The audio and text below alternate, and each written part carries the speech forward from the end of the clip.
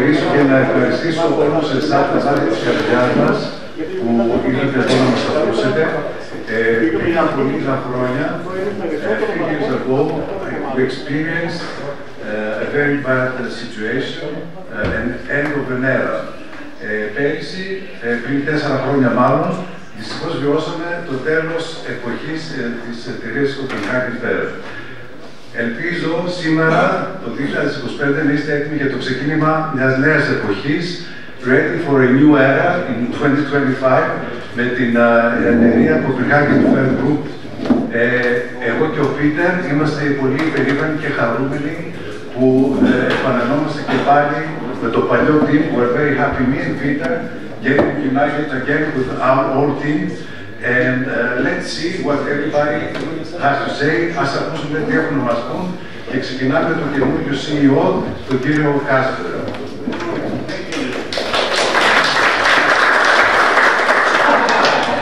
I'd like to thank all the great people, many of good friends I made in the past years, many years working for you guys, and I'm really happy to see this great turnout, you know, and I hope you guys have a great evening and have a super night. Και να απευθύνει και πείτε ένα χαιρετισμό με όλους τους φίλους του και παλιούς συνεργάτες που συνεργαστήκατε κατά το παρελθόν και εύχεται τα καλύτερα. Λοιπόν, ο Κάσπερ συνεχίζει. Thank you very much. Kastoria, that's the only thing I can in Greek, I think. And it's good. First of all, I was extremely happy to see so many of you in the fur trade. We have a tendency to be very much by ourselves wherever we are. And here today, we all gather, and I assume that it's because you also have a belief in the future of our fur trade. We do have, and I hope that the next hour will show you why we have chosen to stay, or basically come back in business. Because of course, as they already mentioned, what happened during the COVID was that the Copenhagen fur, the Danish wind breeding, got significantly changed, and that's going to influence all of us. For the past few years, we believe that, of course, it's changed a lot, and as we just talked about, everybody is expecting now it's going to be better. The Danish production is gone, we have less skins, and we talk about the geopolitical issues. So we said next year is going to be better. Now it's going to be better to be a farmer, and we're still waiting. And of course, that's very unsatisfactory to go to work every day, and then by the end of the day, by the end of the year, basically pay for the work you have done. And I hope, with the input that a few of my colleagues are giving, that you will at least have some food for thoughts, have some ideas walking out of here, so you can discuss internally and hopefully ask all the questions you want for all of us. If you have any doubts, if you have any suggestions, if you have any comments, they're very welcome. Basically, we have a few people presenting. It will mainly be Per.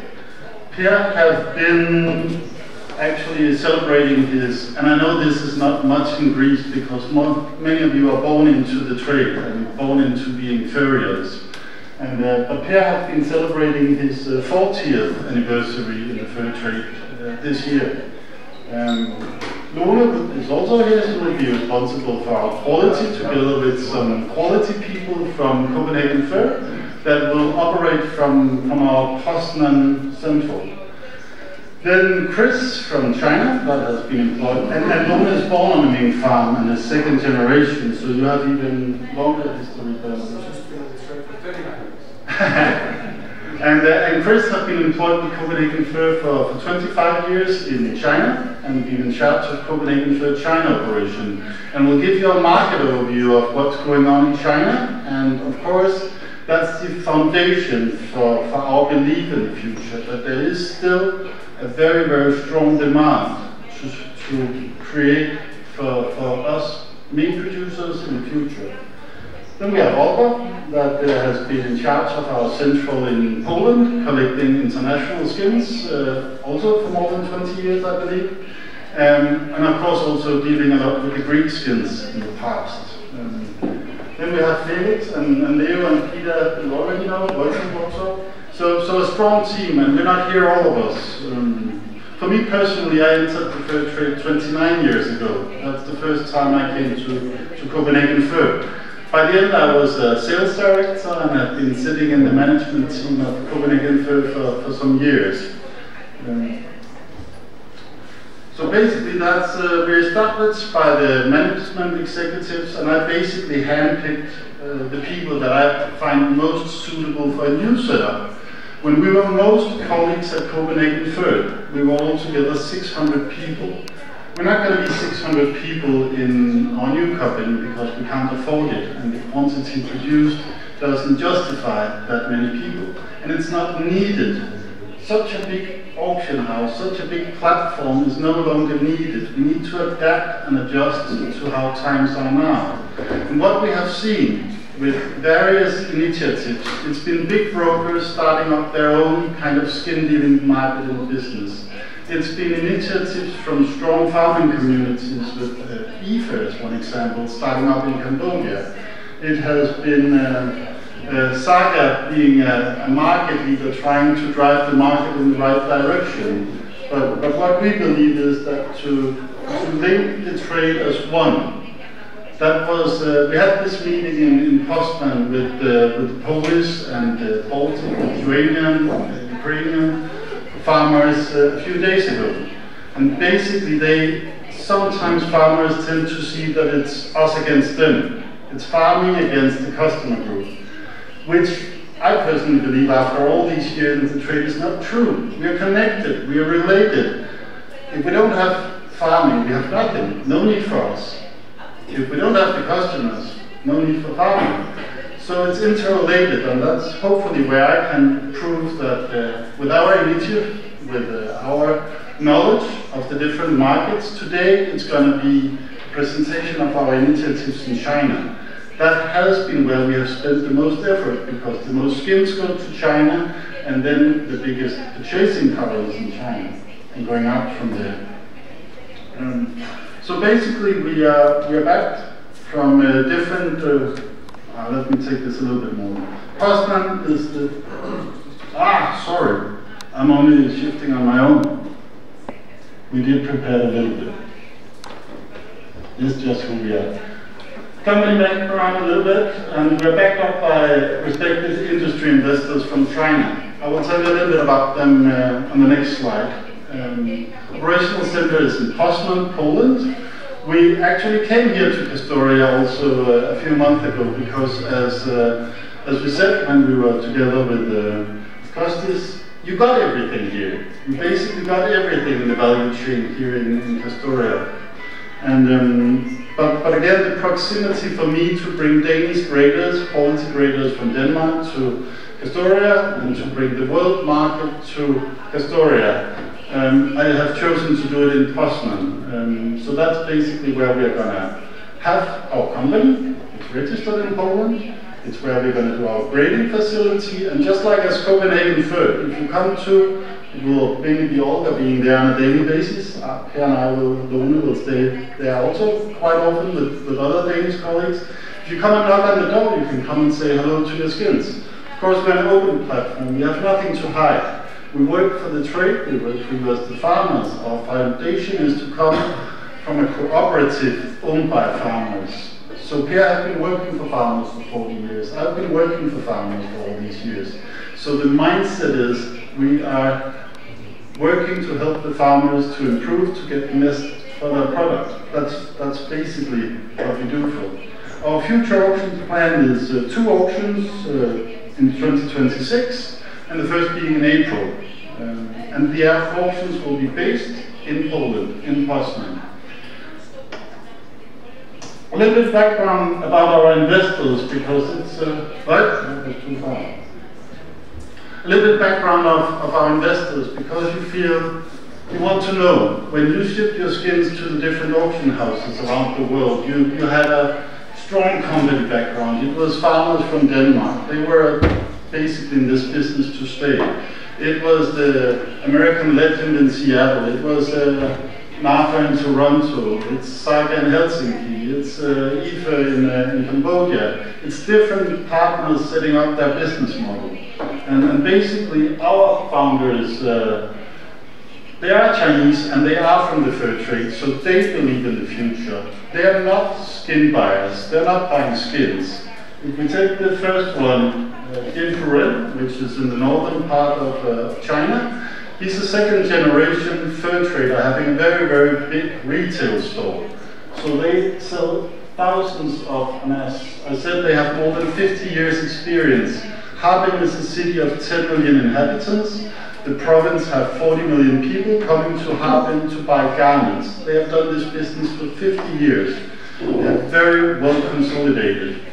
If we go to Wasi Group, some of you that are selling garments might know them.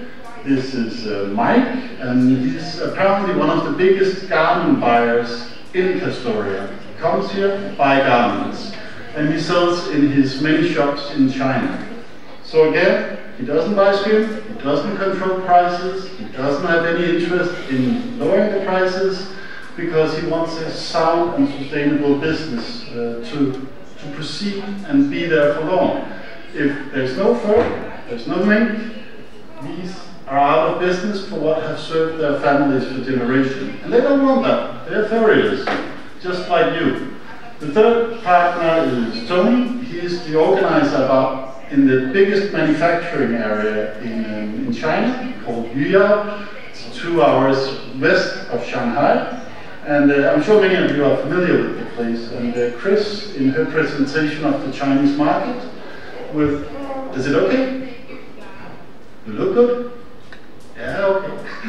Not too fast. And she will, in her presentation, describe Yuyao, how much is produced there and what's the development, and that's basically the foundation for my belief, just looking at China alone.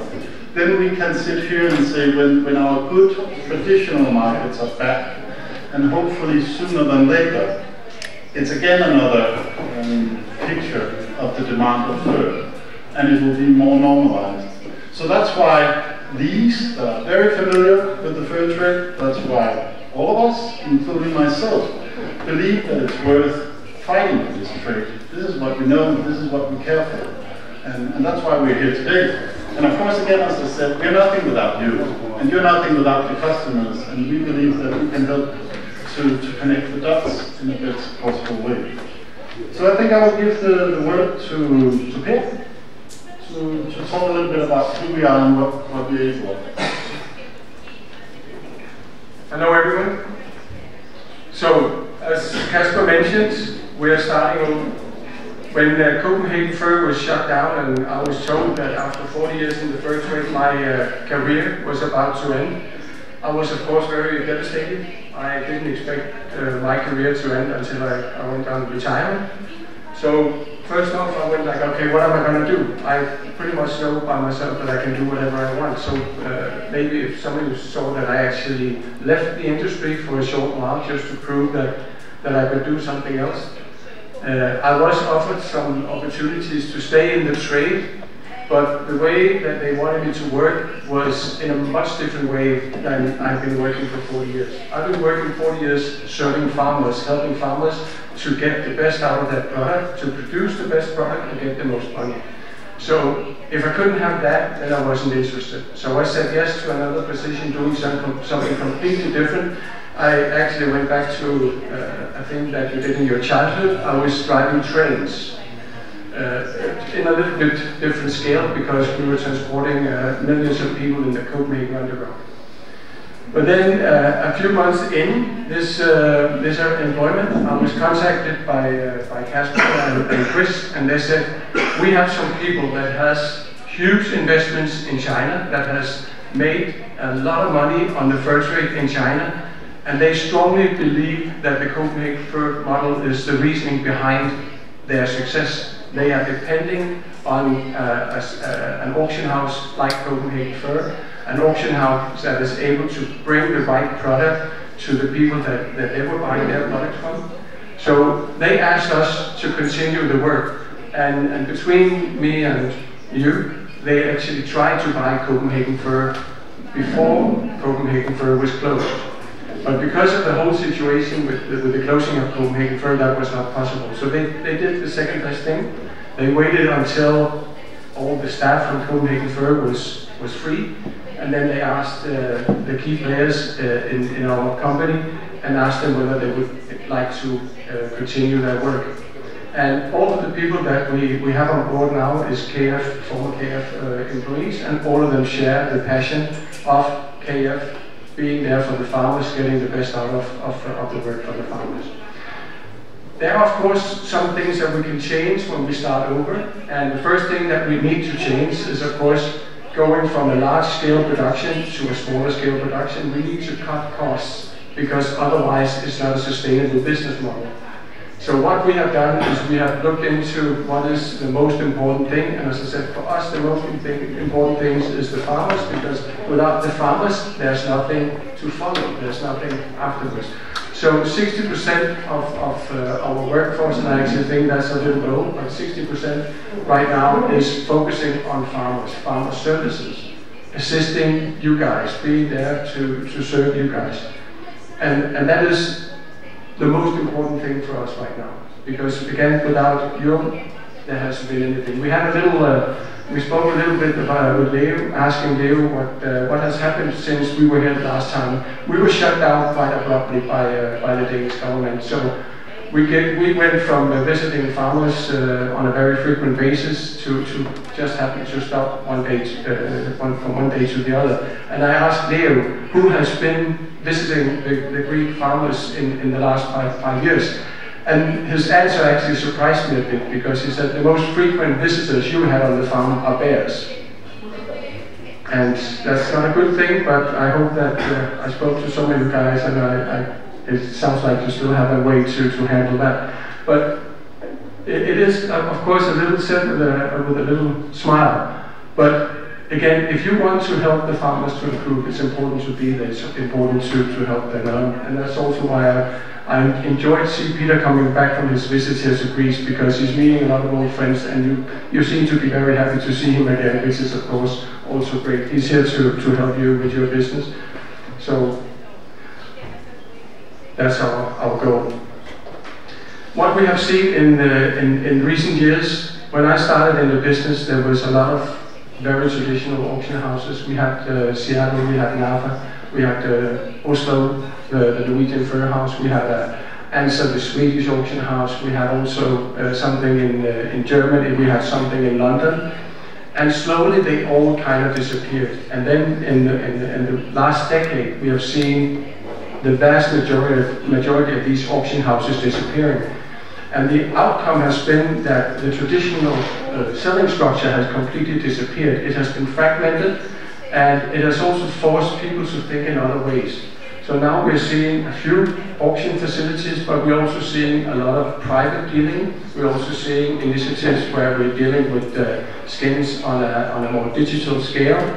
And what it has done is it has created a more unstable situation, because back in the old days, people would know there's a skin offering this month from this auction company, there's a skin auction offering from this auction, and they knew that if they wanted something, they had to go to these places, they had to accumulate their need for skins and then go to the auction to buy it. Now they are sitting there a little bit waiting and say, okay, I know there's an offering in Saga, I know there's an offering in AME in America, but then suddenly there's another offering this month, and this guy bought some skins from a farm now, he wants to sell them, and they don't really know. There's an absence of a clear market leader, there's not a clear market price for the skins, so all the customers buying the skins, they get uncertain. What am I looking into? Am I making the right choice when I'm selling and buying my skins?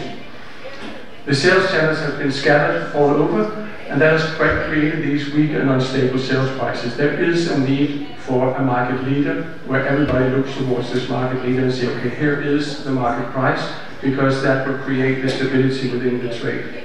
And we believe that in order for us, somebody to do that, they need this unified platform, and this is, of course, why we want to start up this company, is to recreate this new professional platform. Again, the challenges in this, when you scatter the market all around, it creates a situation where you really don't know where the market is gonna head to. Who's buying? Who's selling? What price level are you looking at? So everything gets very, very unpredicted. It reduces the buyer's trust. They are very scared of, okay, if I buy from this guy today and there's going to be a new offering 2 days from now and the price is lower, then I'm weak in my position on the market. I have a risk of my product on the market suddenly will be too expensive. So they need this stability in it.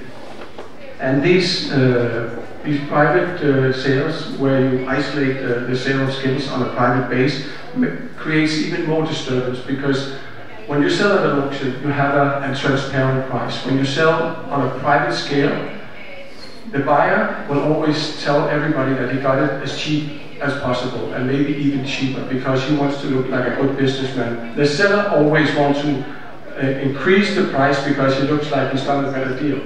So nobody really knows what happened. It creates a lot of uncertainty, and it reduces the market opportunities. So, who are we? What are we? KBHG is of course a different background. The Danish farmers were the owners of Kopenhagen fir.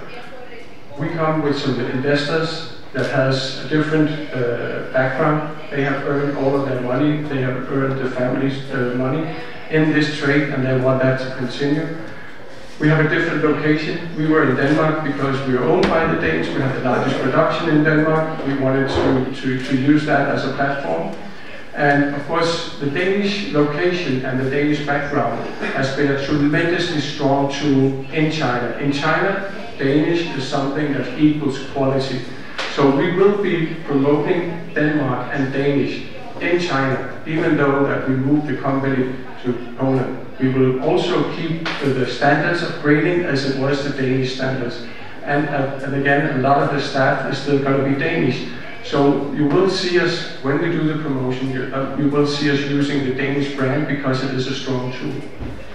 But our new company will have the same values, it will have the same business model, and it will also have the same team. And again, so far we haven't employed any people to the new company that hasn't been a part of the company before. There will of course be some, without a doubt, but because the whole of the Danish fur industry has been shut down, we will also have the opportunity to draw on the expertise of some of the Danish farmers from the Danish farming community, which are now, I won't say retired. There is actually one of the Danish farmers here today, and this is a very good example of a farmer that is farming in his blood. You can't give it up. You're going to continue to some extent.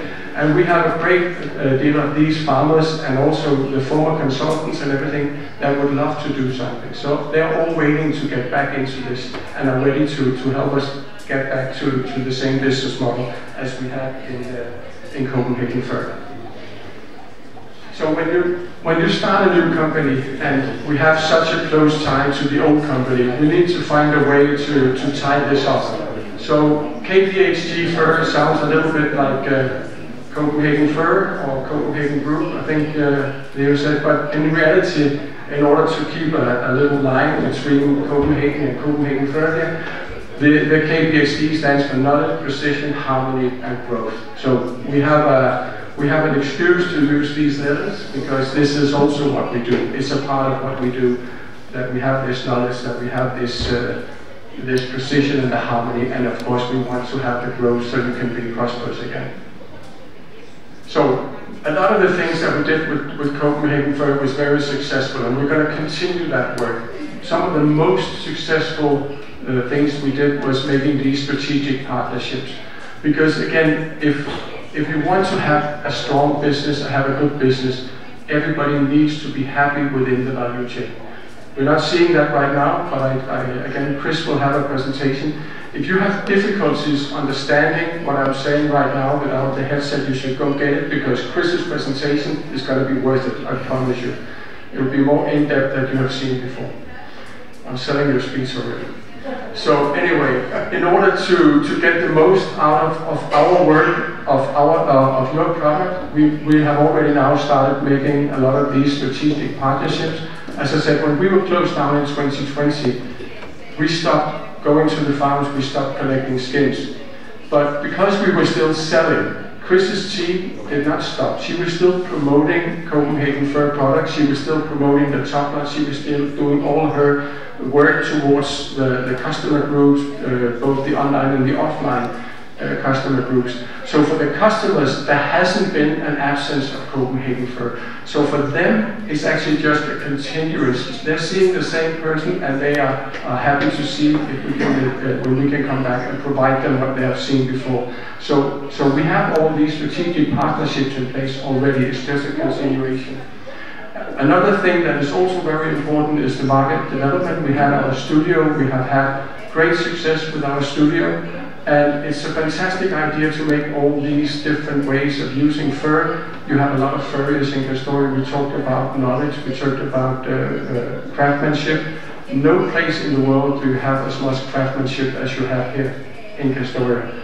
But if you're not able to actually take all these brilliant ideas and put it into a product that is a fashionable item that you can serve to a consumer, then it's just a funny thing. Then it's just something that makes you go, huh, okay, you can do this.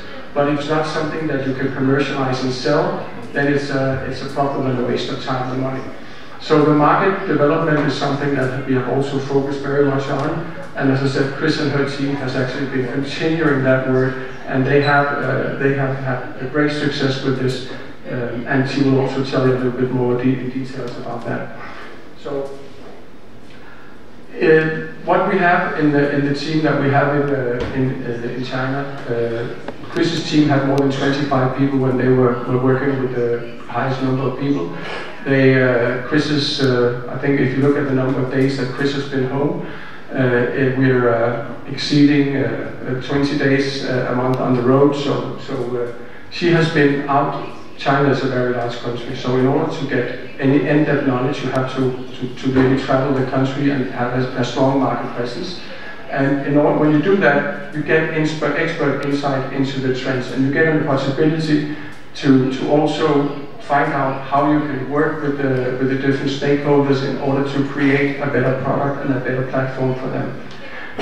She has been able to work up cooperation with the leading brands. Some of them we have actually helped build their business from the bottom.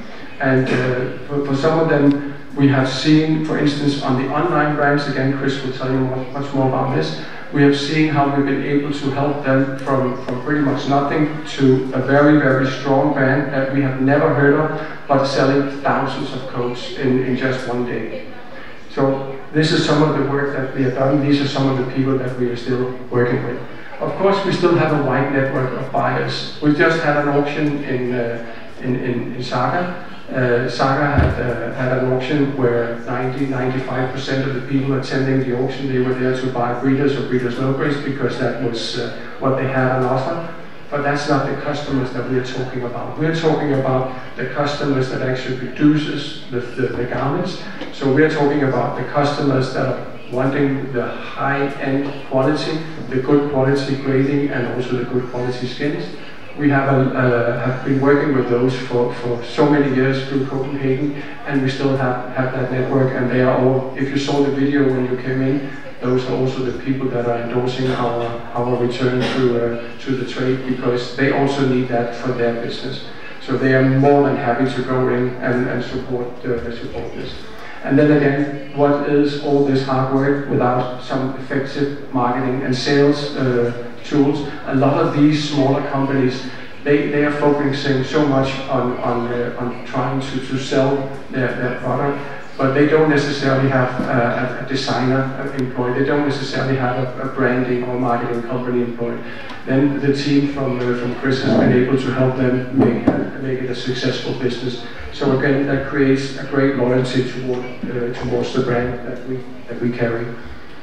So one of the things that they have been able to put into place in China is actually in an application guide, where they go in and they look at how can you use the different furs, what colors are going to be the most dominant in the coming season, what trends are going to be the most interesting for the coming season.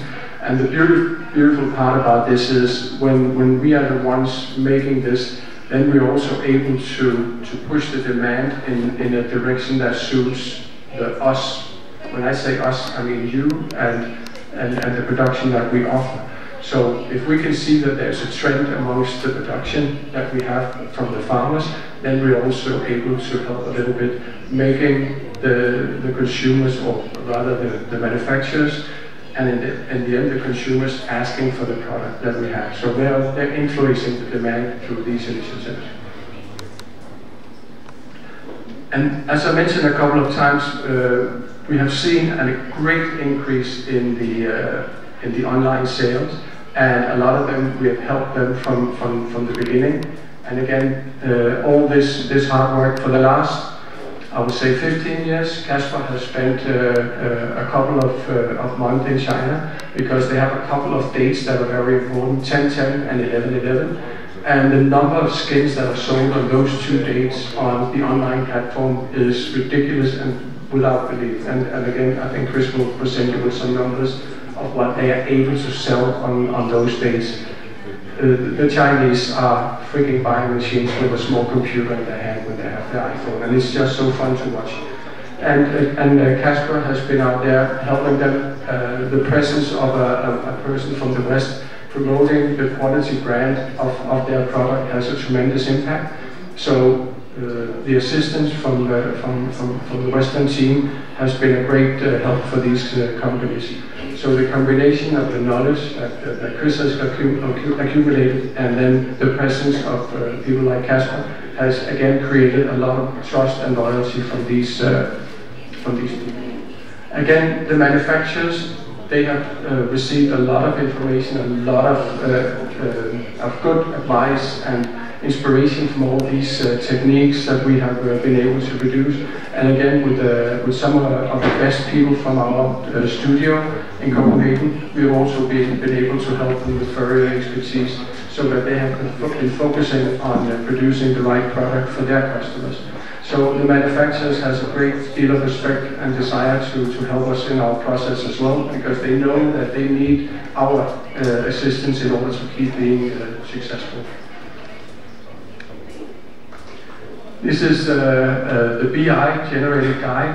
When you go to all these different markets and you accumulate all this information, then you get a much better insight into what is driving a market, what is the demand, how is it generated, which customer group, which age group, what are they looking for, and all this has been put into some databases which they are able to apply. So when one of our strategic partners comes to our office and asks about advice, then this database is one of the tools that we can use in order to help them target their audience and get most out of their product.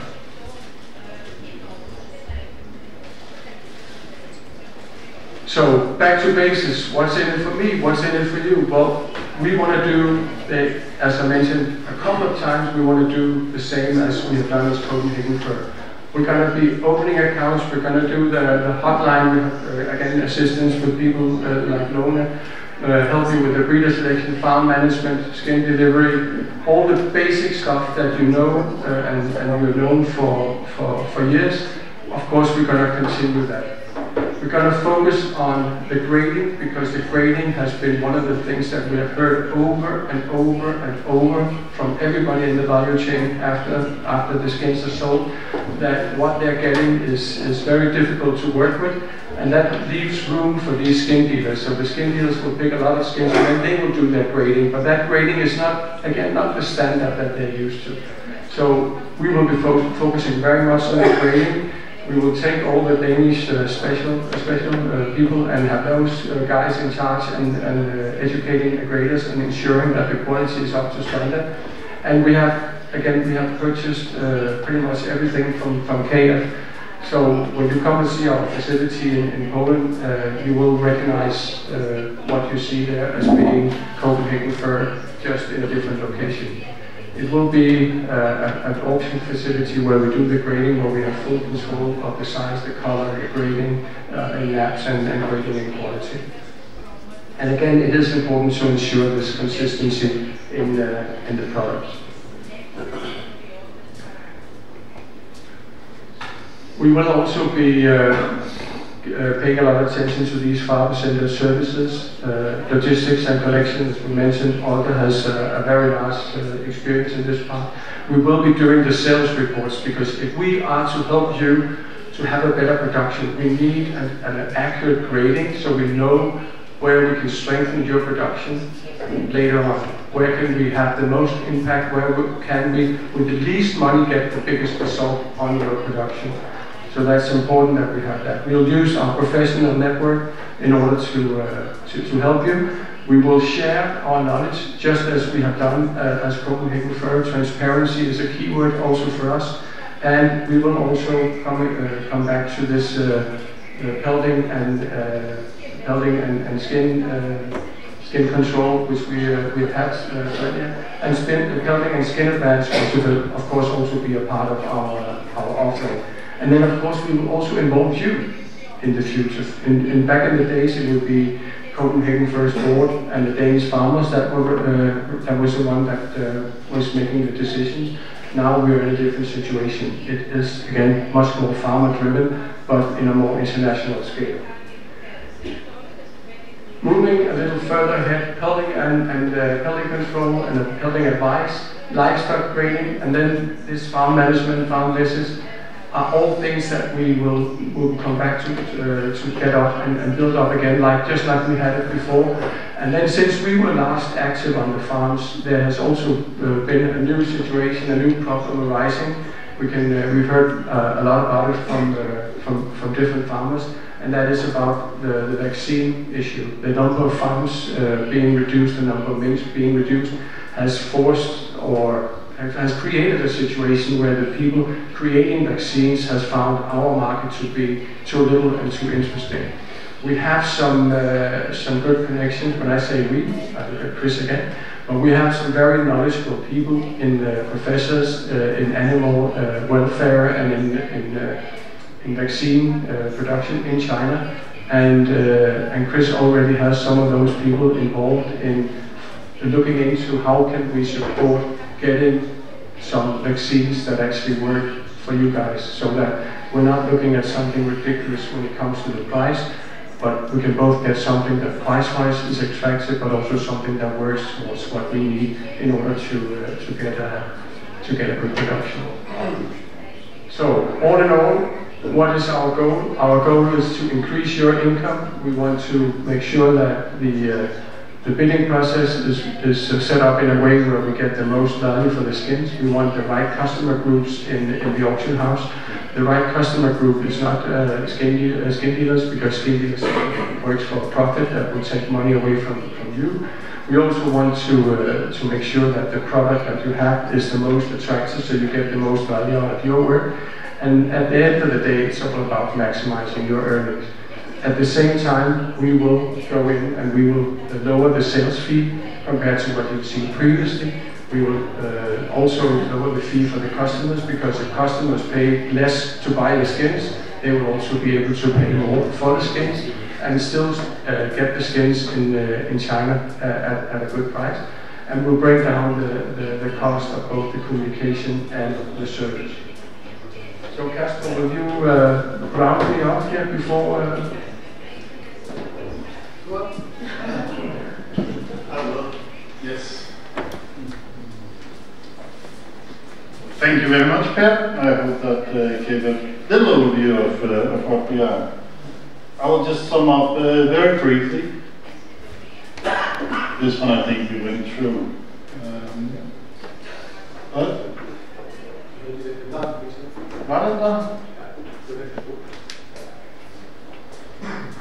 There we are. It's basically, when I thought about it initially, what is it we can offer compared to the current condition and to what we had before? And Per already said it, so I'll just do it very briefly. We basically charge less for the farmers.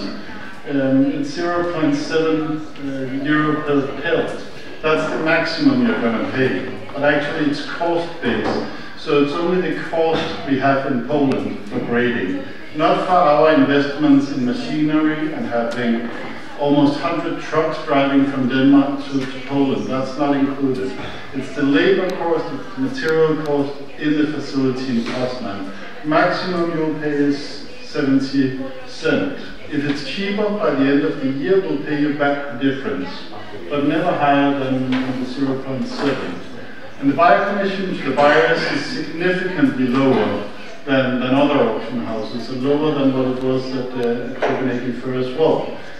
So as Pierre mentioned, same amount of money, more money able for the skins.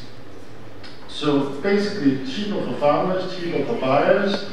We strive to have a similar product of grading, because grading is so important for optimizing price for you. If we want to save just 10% in grading costs, it's not going to be good. And we do know that we could do it cheaper than we do. And we'll strive to do it in the best price quality manner. Pierre mentioned we'll do some pelting and some skin advance on preferable terms. We're not in this for the finance business, we're in this for the fur business. So that's important to say. As mentioned also, I used to travel 80 to 100 days a year, not only in China, but basically in all fur consuming markets. So I have an in-depth knowledge, and that's why, of course, even under the current conditions, Korea is still a stable market, still buying quite many mink skins. And the traditional markets of fur is also quite strong when they come back. But China alone, as Percy was mentioned, is strong enough in itself. We just need to market the skins correctly. Because there is a misperception, a lot of Chinese manufacturers, when we say there's one Chinese buyer group, or somebody says, I know the Chinese market very well. As mentioned, I went to China 8 to 10 times a year for the past 15 years. And if somebody from the trade, we have good time talking when we travel around for auctions. And if somebody says the situation in China is exactly like this, that already proves to me that they don't really get it. It's such a diversified and complex market. But I hope that Chris will give you a little bit of insight to the market. And then, of course, again, I will encourage everybody to ask all the questions afterwards. So.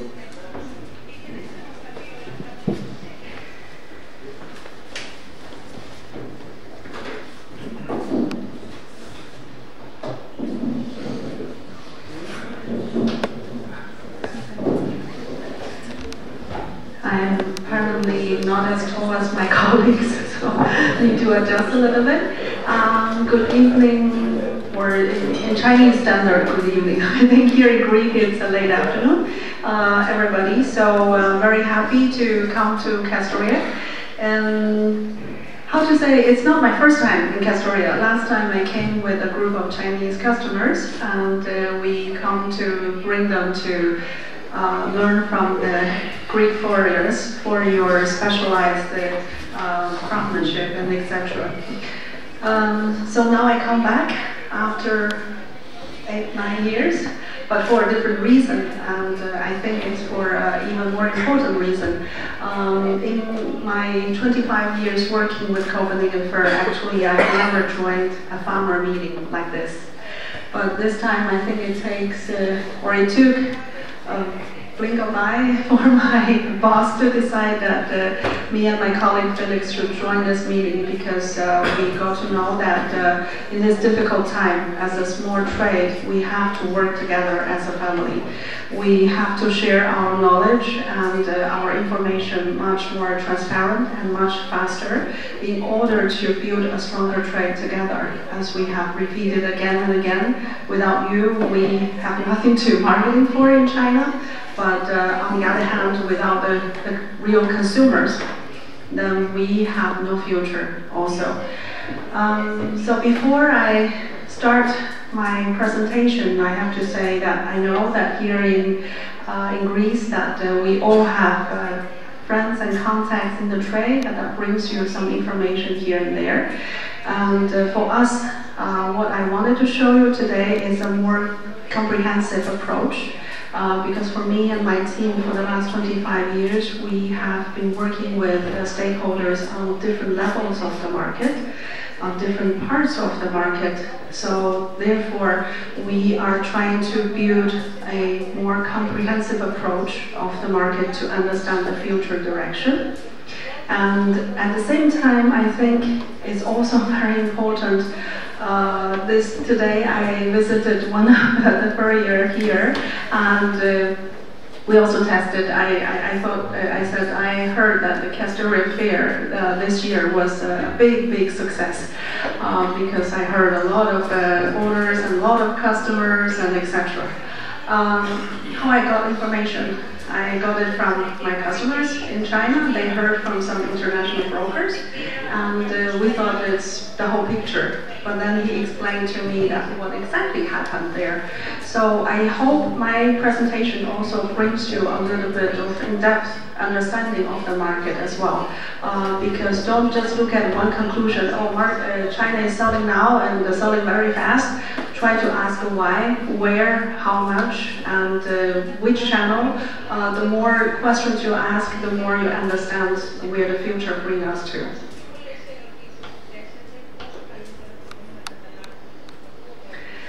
So China is very big. We have to start from the very beginning. The first thing I have to admit is China is not growing as fast as before the COVID time. Unfortunately, we locked down 3 years. Many of us felt it's fortunate for stop for a lot of business and industries for too long. So right now, our growth rate is indeed much slower than before.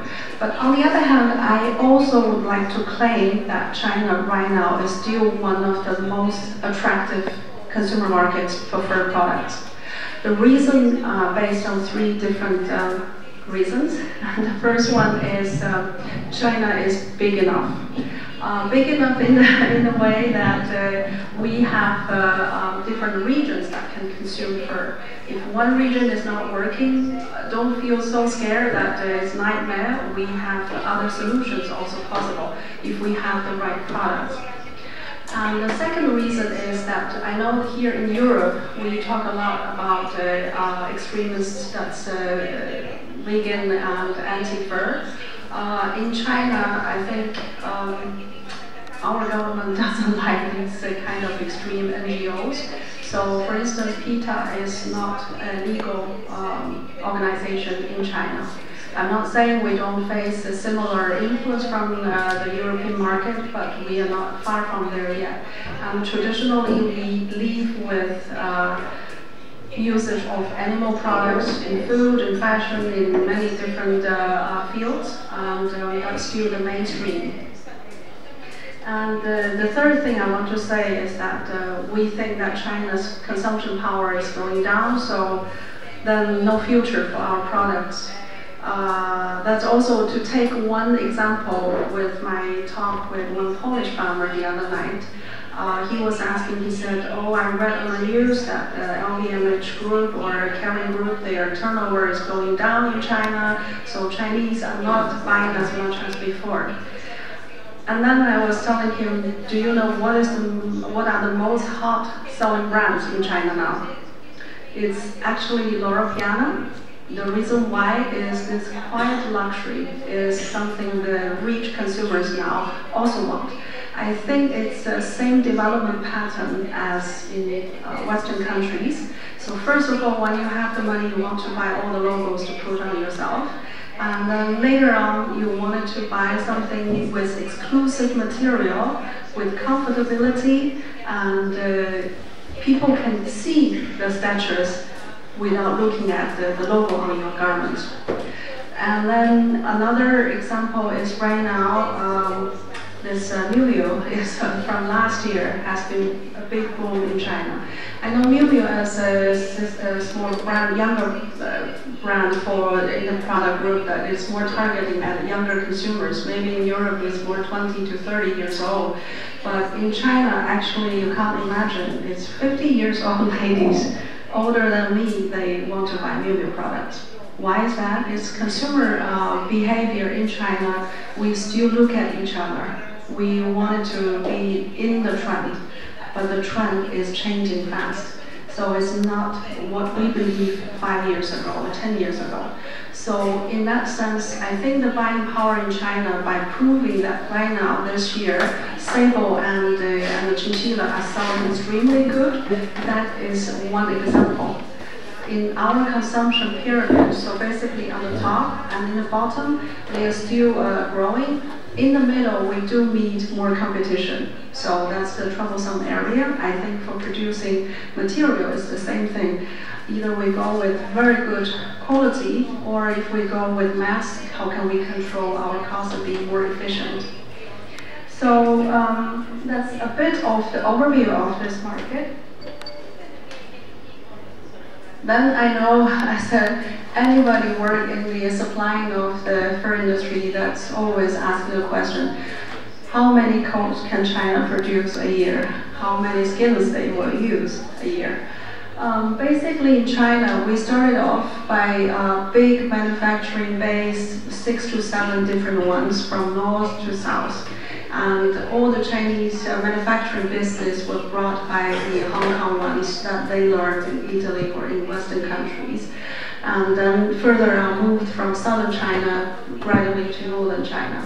But I have to say with the overall oversupply ever since 2014-15 price drop, I think in China we're also undergoing restructuring process.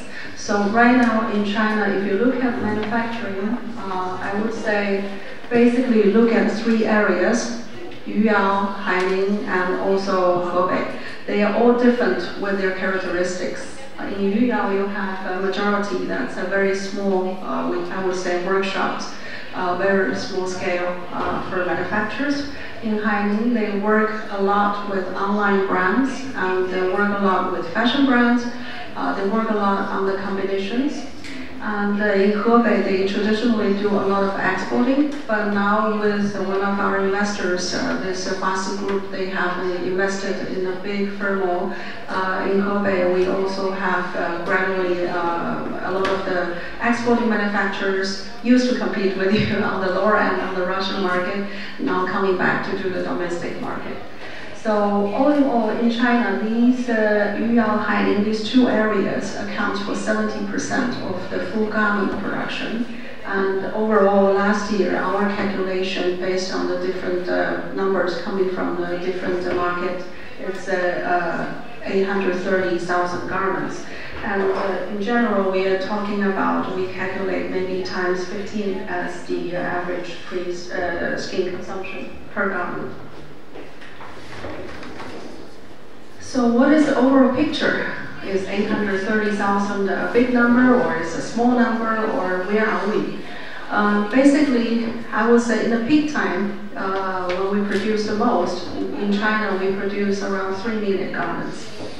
That's back in the days where we supplying a lot of skins in Kopenhagen. We sell maybe 8 million skins for one auction.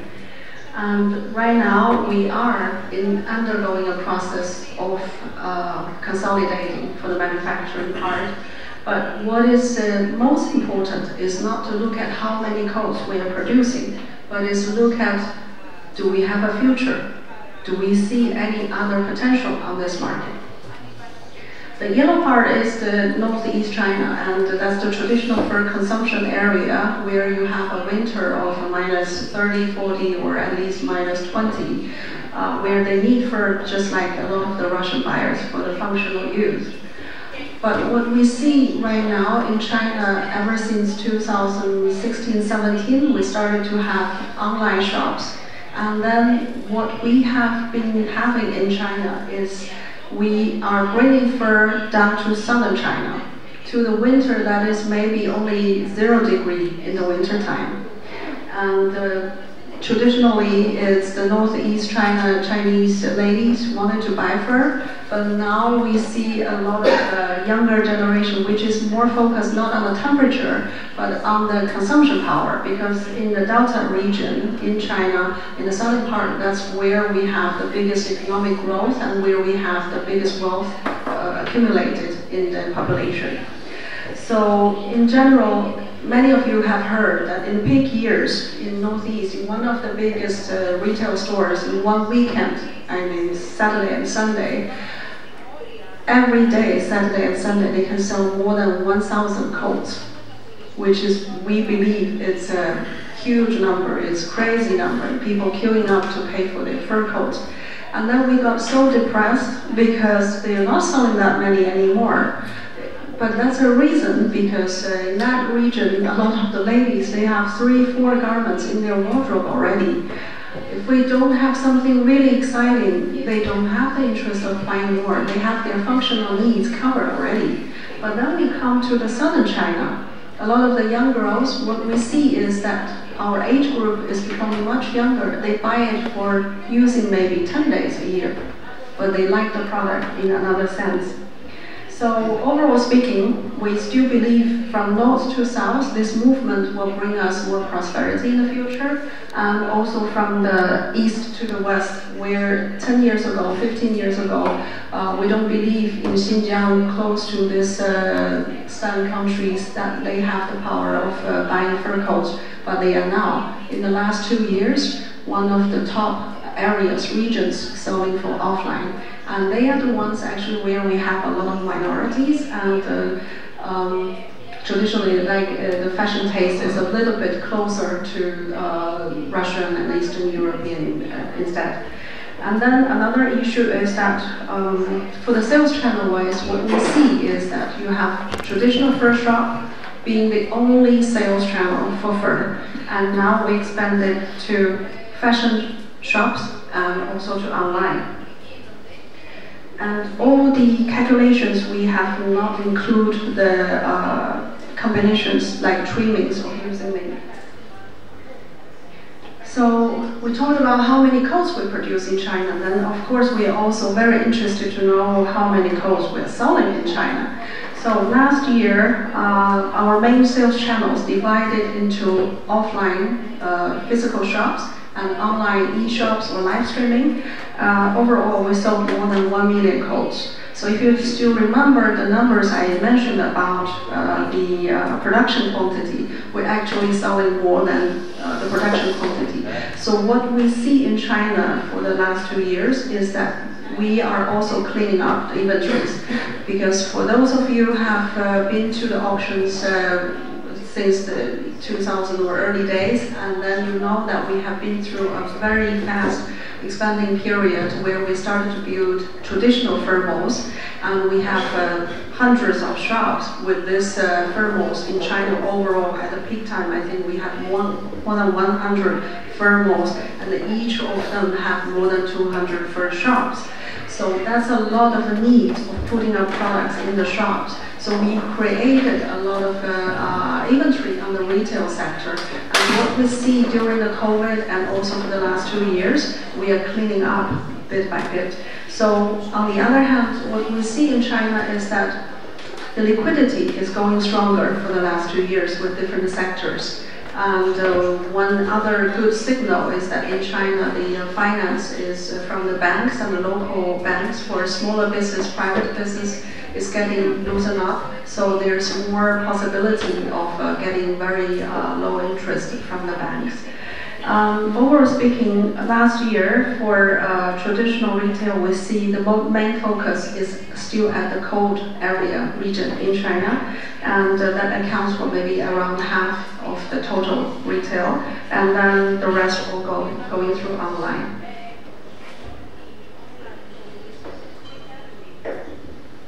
So by the end of the day, how the consumers are changing. I also look forward to visit more of the furriers here in Kastoria to see your new products. In China, to share that the consumer age group with all these online transformation, we have managed the age group for fur is going down for at least 10 years. So before it was 40 to 50 is the main buying group, but right now it's the 30 to 40. So in that sense, we see a lot of complaints from earlier days for younger consumers saying that fur is too traditional and made me look like my mom. It's not there anymore, because now we see much younger age group, they wear makeup jackets in a very fashionable, trendy way, and they wear jeans and sneakers, and we call it like a very loose and relaxed style. And then from the channel-wise, we expect that the coming season that online retail will account for 60% of the overall retail.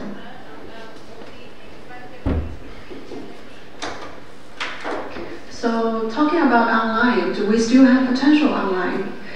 We believe so, because the good thing about China is that there's not only one Amazon working in China. There's maybe 2, 3, 4 different types of Amazon working in China. So traditionally we started in 2015, something around that time for e-commerce like Amazon, that's Taobao, Alibaba Group. Right now we do see a stagnant growth on Taobao. So, but what we see is that the new platforms also coming up. TikTok, the Chinese version is called Douyin. They are growing pretty fast since the COVID time, and most of the TikTok shops, they started at exactly the same time on 2020, and within this 3 to 5 years, it's kept on with double-digit growth on TikTok. And last year, the newest policy from TikTok is actually they give more traffic in the winter season to fur shops. Why is that? Because they also found out fur shops can bring them wealthier consumers and can also bring them big turnover in short time, which platforms also like. Because these companies all listed and they also need data and performance. And more than that, we have also little red book, we call red note. If you have heard previously that TikTok had a little short ban in the United States, and we had a lot of bloggers moved on to this red note. It's actually like Chinese Instagram. So originally the purpose is for plans to content seeding, so that you share some of the good contents to promote the product. But now this year, actually, while I was traveling here in Europe, we have also the Red Note category manager for fur that contacted me and then wanted to discuss how we can bring more high-end online fur shops onto the Red Book platform. So that also opens up that in the future, if you have, on the other side, I mean, of course, we today here for the farmers meeting to share the market insights, but if you have market access kind of issues or wanted to discuss, we are also more than happy to offer our little help here and there. So overall speaking, with all the platform expansions, we also believe online we have potential to grow as well. This one I show you is my colleague made it right before we came here in Europe to show you that we understand all of us are connected and all of us have friends from China, and then you hear news here and there. But in China, in order to understand the market, first of all, I think it's very crucial you understand that it's a market of different layers. In China, the season kicks off by the trade fairs, that's March in the Chic Fair, where the fashion companies are placing orders. And you also have the skin dealing market, manufacturers, fashion brands, online, offline retail, all have their own seasons. So I would advise that once you hear a news from China, don't just take it for granted and then draw a quick conclusion. Try to ask what's the reason behind it. Then you understand which layer we're talking about. Is it a temporary trend or is it a permanent trend that we need to be cautious about? And then also in China, things are changing very fast. You can see every month we have different things going on. So if your friend is introducing you with what happened last month in China, of course you should listen to it, but you also have to try to find some source to get more information about it.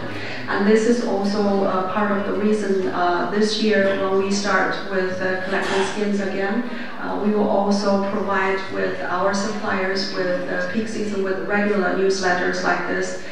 Maybe every 2 weeks or 3 weeks we would like to share with you all from our side for our findings to give some references. And then I know sometimes when my colleagues or when some of you I also met in the auction and sometimes ask us, it's often very direct questions. What is the brown male skin velvet to 30 or 40? What's the price right now? Basically, you have to understand the skin market in China, they have a rhythm. Our Chinese New Year normally is in January, February, and this year the good news is that our Chinese New Year is a bit later, which means the retail season will conclude a bit later, like 2-3 weeks more than last year. And then Chinese New Year period, everything stops. And then skin dealers, they're also collecting their money back, and then they go home for celebrating the New Year. So January, February will be very low in our skin dealing market. And then gradually it's picking up from March and April. There we have two types of needs on the market. One is that fashion brands place orders, and then these manufacturers might need extra skins from the skin dealing market. And the other thing is that if we have some temporary demand from the retailers for small quantities. And this year we do have, like for instance, in Xinjiang and in Shandong province, they were selling really well, and they expect that the main price might go up. So some of the retailers started to place small orders at the beginning of the season. So that's why you also see that the skin market was moving a bit. But before we have the real season, retail season kicks off with online and offline from mid-September, everything else is built upon two things. It's built upon the activity level, how the orders are going and how the trade fairs are going, but also very much on the confidence level. So this year, the big turbulence we see is actually in June. Very unfortunate that the price dropped out of everybody's expectation. Because before the June auction, my team's information collection is that everybody believed the price will be stable or 5% more. And nobody thought about it could have a big drop in June. And so therefore, after the first day of the auction, actually the skin market completely dead. There's no volume and everybody's complaining. All the manufacturers, they don't want to purchase skins for sample production anymore. They're afraid that the price will further drop in September. And that also directly caused the slow kickoff of the manufacturing season this year. So 50% of the, especially the smaller manufacturers, they actually postponed their factory opening. But later on, when the season gradually kicks off, we do see that the confidence coming back. So I think you also would experience as previous years, we are coming back to normal. Basically for the types, that's also a question that as farmers you might be quite interested about. The brown skins are still the key commercial mass category. The reason why is 2-3 years ago, I think if 5 years ago you asked the Chinese manufacturer to do natural brown color, they would all tell you this is not going to sell because it's selling for grannies and no young consumers want it. But with 2-3 years ago, we started promoting this vintage styles, the full let-out technique and the more European traditional classic look of the styles. We made it so popular, and we actually made it young consumers. Even my designer team, young girls like 30 years old, is 30 years old. She bought one herself as well.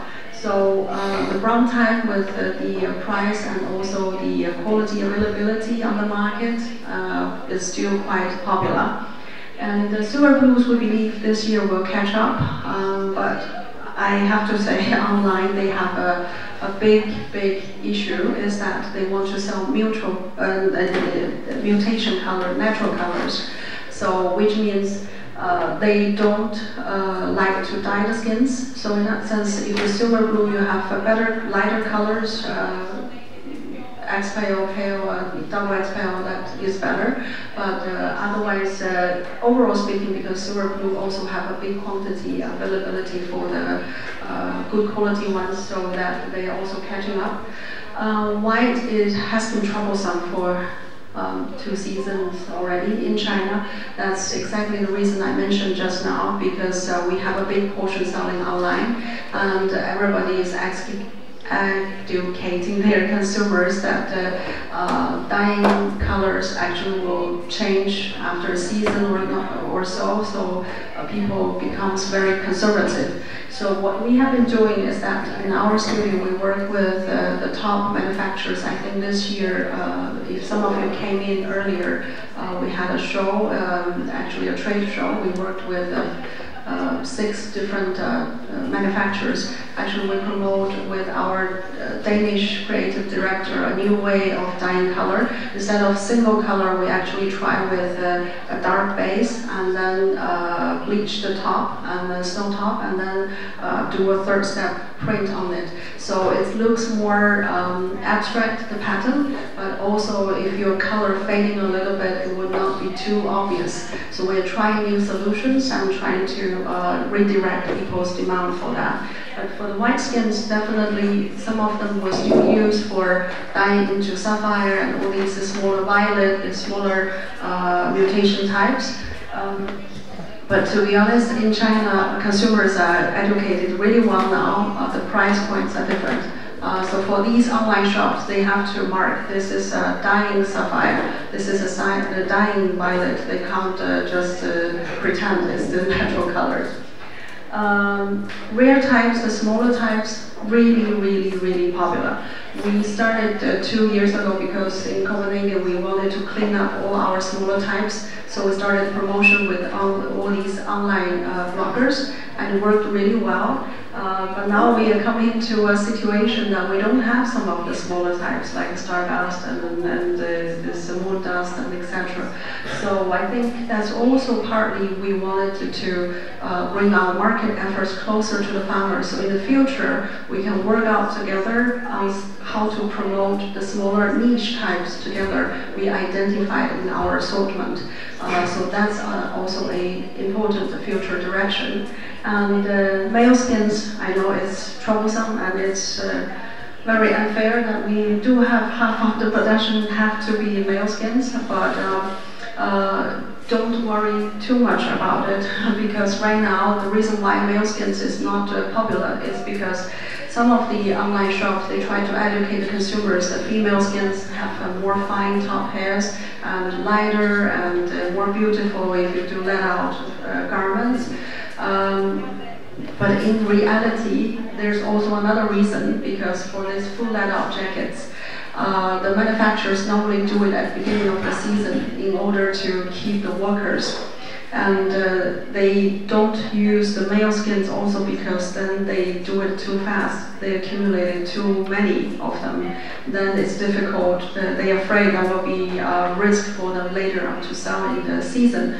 So that's the reason why at the beginning of the season they also prefer to use more females and then to give workers some work and then to put some classical styles in place that they can later on use in the season.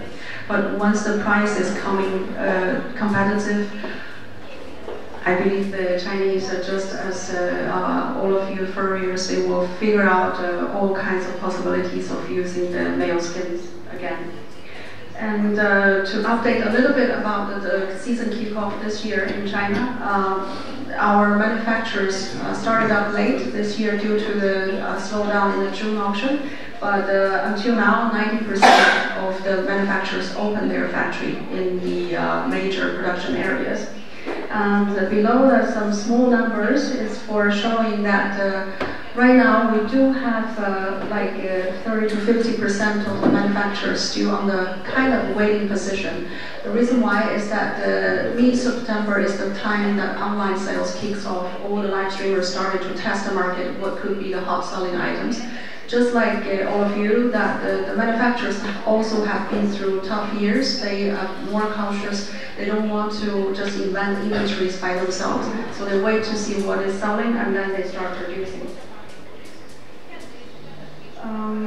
This year could be a potential is that offline sales, we believe, might be improving a bit compared with before, keep on shrinking. Because last year we had a few big shops that implemented new tactics. They used some specialized APP. I think you have this function that you can actually target the traffic, or your content only feeds into the people in the local region based on location. So they tried that and it's quite successful. So this year we see more and more shops offline. They try to use this way to direct traffic into the shops and then to do more sales compared with online. So how is retail doing overall? We have made basically different types of retail channels. We have the full, we say like first specialized for shops online, and we also have the fashion boutiques online, and then we have other types of online shops as well. So until now, I think especially like the first shops, they have listed 50% of their new products online to test the market, which is a very normal speed. So it is regarded as a normal kickoff of the season. And then for this year, the biggest growth will come from the fashion shops online. Because I will show you two examples from last year. They did really well, and this year more fashion shops also find out that in the winter season, even though they only incorporate maybe 1 to 5 different styles to sell, that also gives quite good turnover for their shops, and that will increase their shops' importance level on the online platforms, and then which will give them a more natural traffic without paying.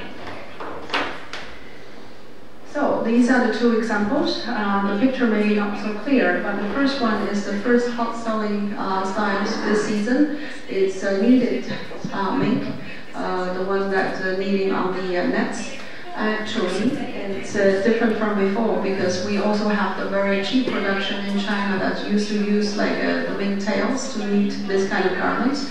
But now what consumers want is actually the knitwear in full mink. They cut out and then knit on it. And this is something we promoted with big brands for 3-4 years already, also with luxury brands, and then that works in the market already. And the sales record for this one is that in 1 hour of this live streamer's sales, she sold 2,000 pieces of this knitted garments. And another example is the lady to your right side. And she is used to sell fashion clothing and jewelry, and she was with one of this like agent company, quite big in China. And last year, the year before actually started to sell 1 or 2 styles and found out it was really good result. So last year they started to work on mink with a separate shop and focus on mink sales. And they did a splendid show, I would say. Even for the auction house, maybe by the end we don't have such budget to do this kind of show, but they did a big show in a big stadium with inviting a lot of their loyal followers and also celebrities. And they did 24 hours live streaming during the show, before, after, and all in all on that day they had 100 million turnover mink for altogether. So, if I may summarize the trends we will see in the coming season, first of all, as our channel expands further with the fashion boutiques, we definitely will reach more consumers than we did last year. Secondly, there will be fierce competition because for the online booming of mink sales that has been ever since 2018 for peak growth until now, has been some years already. For the very simple, easy jacket, a lot of people, the coverage is already quite okay. So now it's more competing on if you have rare types, if it's Danish quality skins, and if you have special techniques applied. So this year, actually very strange, we had the biggest demand from the manufacturers asking our studio to help for product development. Because in China what we do is different from what we used to do in Kopenhagen only, that we develop only technique samples. So in China, in order to boost the consumption of mink, we actually have a design team that use these samples, working with shops and manufacturers to develop the final garments for them with the pattern made for them, and then we also provide them with marketing materials for them to standing out from other competitions. This year, I think the high quality products will still have their stable and growing market. We do see from last season already some retailers and manufacturers started to look for more expensive stuff in order to avoid the mass competition, and this will be the trend for this year as well. So that's why if you have sable jackets, links, and all these chinchilla, these expensive articles, there might be opportunity to try out in China, because traditionally we don't produce that much for chinchilla jackets and the swakara even, and all these in China. And lastly, just to say that what we support the market before, as my colleague says, we never stopped during the COVID time, as we had our auction until last year. So we have always been doing, first of all, is that we have this certified retail program. Ever since 2018, we work with the top 10 online retail brands to promote mink. Our main focus has always been mink, and will be mink for the future as well. And we are, I think for the last 10 years, we are the only very active group of promoting mink on this consumer market. And we were still doing so. And then we used to focus on the Danish originality, and now we hope by working more together with the Greek farmers, we can also identify more features and more terms that we can sell to the Chinese consumers, that the Greek skins also have the prestige origin. And then we do work with trends, and these trends, we are the only company providing for international fur trends on the market right now. So we work with a team of professors in China, and we also work with our Danish creative directors. And what we provide is the new trend colors and the new techniques and the new designs, and even the matching like lining or what kind of buttons or more accessory stripes or different things that you can put into the coats to make your coats look a little bit different. And that's our ultimate goal. Before people are tired of simple jackets, we already started to have another product line going into the consumer market to produce something more sophisticated for them. And like we said, we will keep on doing live streaming, very important in China, and then we will keep on sending our nice colleagues on the peak season to the major sales events online, so that we can help these retail shops to gain the trust from the consumers, and then help them to boost the sales, because help them is help us, and is help everybody. So that's all I wanted to share for now, and I hope we have more opportunity to communicate and then to see how we can help you more effectively. Thank you.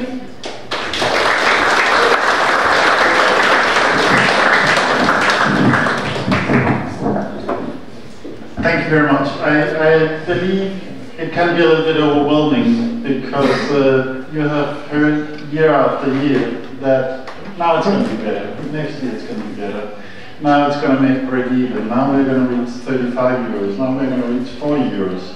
And we've heard this story again and again, and I just talked to you about, I can't promise the skin prices going to a certain level next year, but I do believe that there is the need for this company, for us, for marketing your skins. Nothing would be easier for me than go directly to the big boys in the farming community, bring them together to the big boys that I know all over the world, and sell the skins. Go here, I'll make a deal for you. Forget about auction companies, forget about grading. Probably would also earn me more money in the short run. But I actually think what benefits the trade, what benefits you as farmers, what benefits the fur trade to continue to be strong is that we have this setup. It's scaled after how the world looks now. We're never going to have 80 million or 60 million or 40 million skins again, but we need to market our product in the best possible way. If we just bring a brown mink skin to the market, is it interesting enough? It used to be. But the future is that we need somebody to market our product. And we, in all humbleness, believe that we are having quite some experience in doing it. But it requires trust from you, faith from you, that you believe that we can do it. And we will do it the Copenhagen way. Of course, we will be in a warehouse in Poznan. We will be with the biggest real estate agent for warehousing in Europe. There is a fence, there is insurance, there is all you need to operate as Copenhagen Fur. So if we can get the trust from the skins having skins in stock for the people that still produce mink skins, then we will try and market it. And it comes with a cost. We could do a cheaper solution. The cheaper solution would just be me traveling around to all the big boys. But now we have chosen this setup, so I hope it makes sense. I hope it's giving you some thoughts, and I hope that it has also given you a pride to be proud every day you go to the farm, that this is a wonderful product and we want to market it. So that's basically, I think, what was our plan for tonight, except the nice wine and Greek food. So I don't know if there's any comments or any questions, or then we can take them during dinner or after dinner, or we can do them whenever. We can also do a little session now. I think we said. Any questions? Yep. Yeah. Hi. Thank you for a nice presentation. Yeah. Thank you. Hi.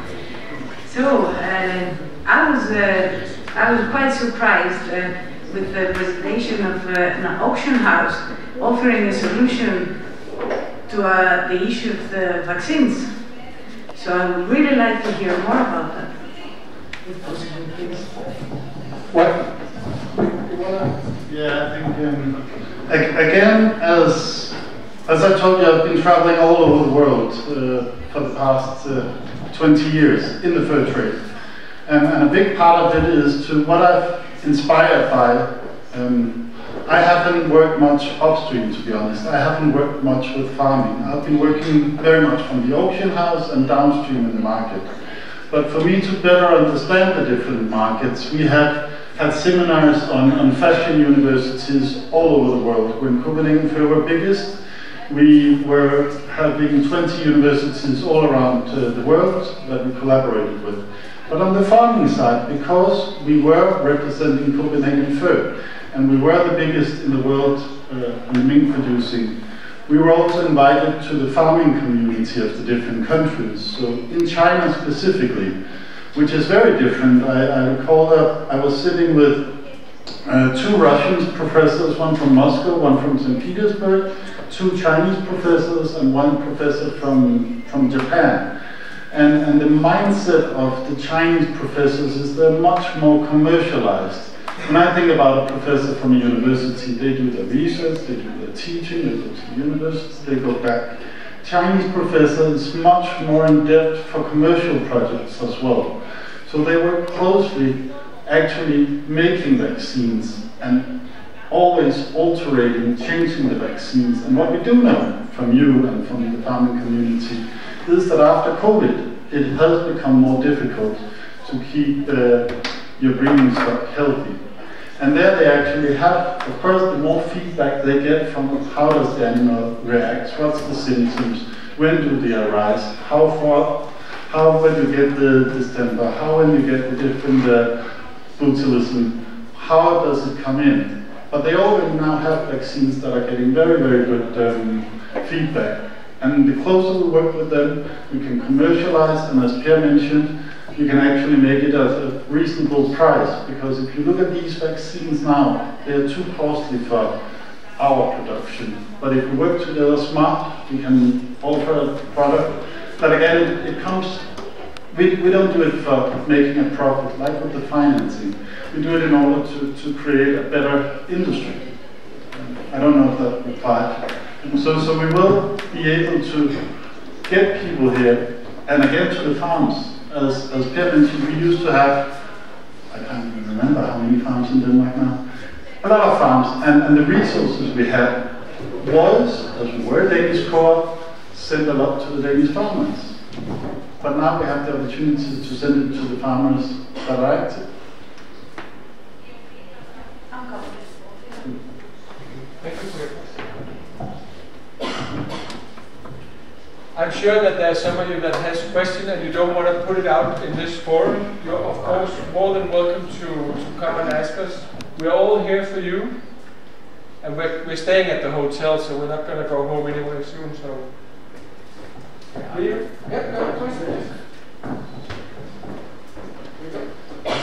Thank you. My question is, where will you sell? Will it be in Poland? But then how is it with your strategic partnership with AME? Will the US games come here? Or do you plan to only sell European games? Other question. You say you want to be the market leader. Why you go after Saga selling? So in between Saga and AME, because Saga will be March, end of March, AME in May. That's a question. And how much will be the skin advance and what conditions?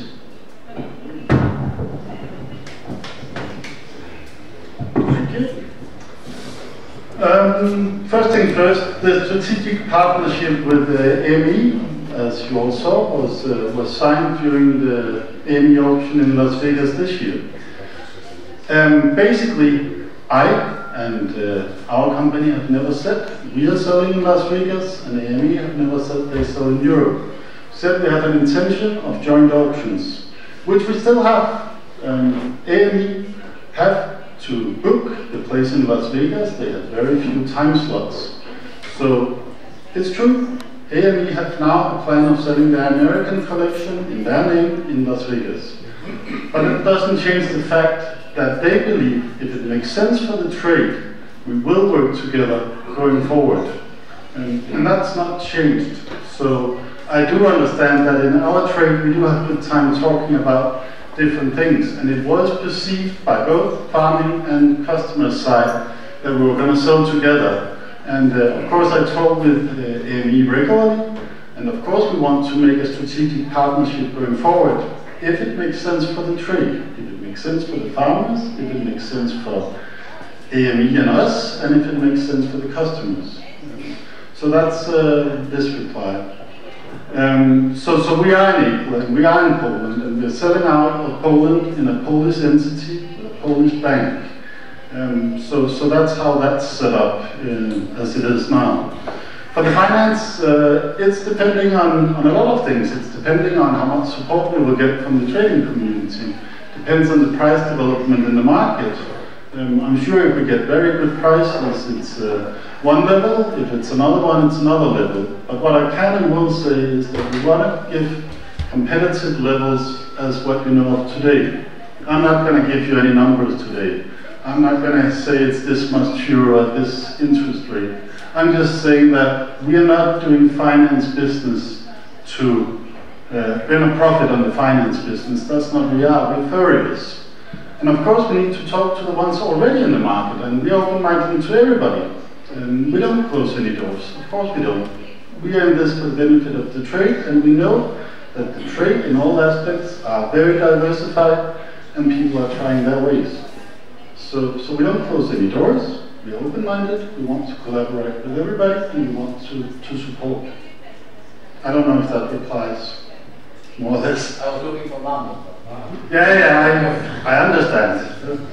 That makes sense. One of the benefits of actually making a strategic partnership with AME is also keeping the costs low. Because if you, like Saga, has to employ a lot of people chasing skins all over the world, it costs a lot of money. We try to be as cost efficient as possible.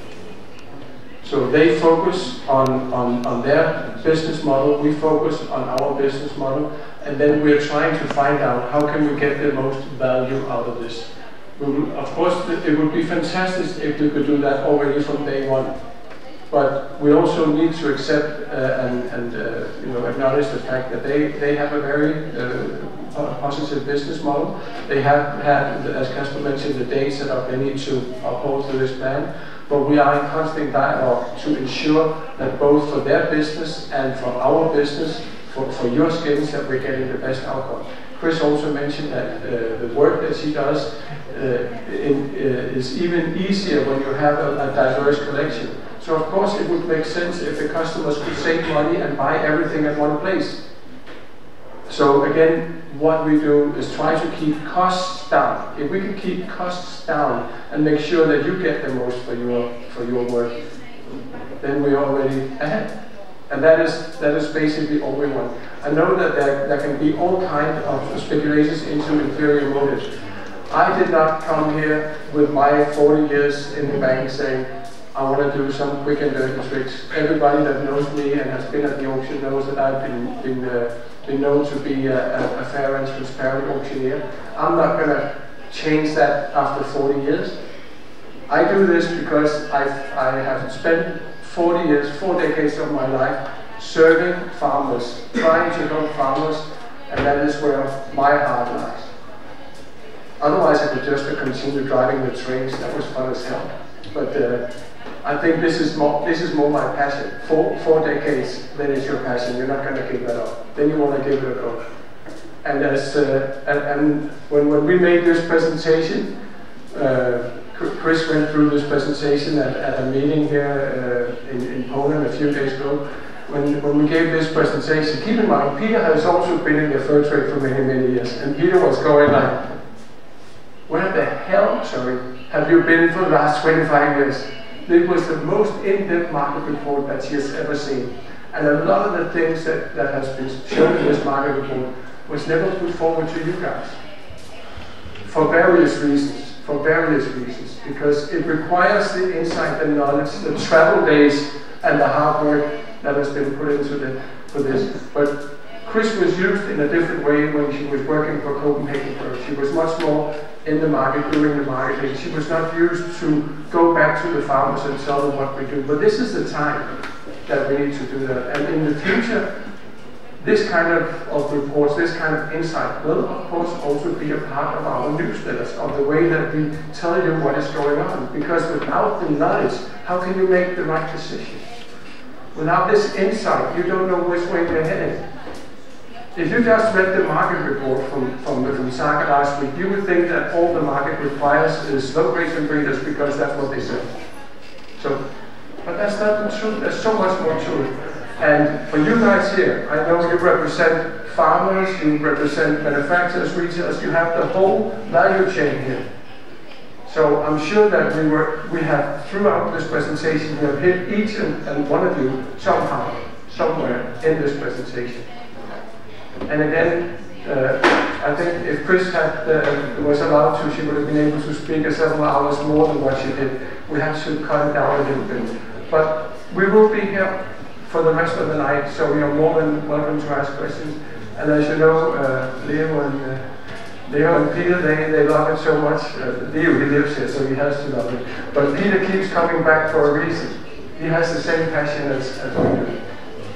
So, is there any more questions? Otherwise, I think Leo has arranged something for us up there. So, you want to say a few words before we just invite them? Ωραία, ελπίζω να μην υπάρχουν άλλες ερωτήσεις. Ευχαριστούμε πολύ που μας ακούσατε και πάνω μας περιμένει φαγητό και ποτό. Είστε όλοι ευπρόσδεκτοι.